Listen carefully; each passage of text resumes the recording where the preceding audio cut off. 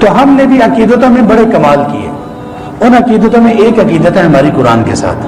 وہ عقیدت یہ قرآن کو پشت نہیں ہونی چاہیے, کمر نہیں ہونی چاہیے. اب اس عقیدت کی وجہ سے ہم نے اپنے گھروں کو قرآن سے خالی کر دیا. کیوں؟ توبہ نعوذ باللہ استغفر اللہ, کہیں بے ادبی نہ ہو جائے, پشت نہ ہو جائے.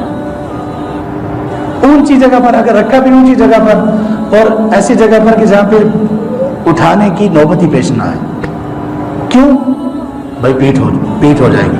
میں یونیورسٹی میں پڑھاتا ہوں, وہاں میں سورۃ الحجرات بھی میں ہر کورس میں پڑھاتا ہوں. میں ان سے کہتا ہوں, بس یہ آخری بات, میں ان سے کہتا ہوں کہ بھائی قرآن لے کر آیا کرو. وہ قرآن لے کر نہیں آتے بچے. کیوں؟ بے ادبی ہو جائے گی.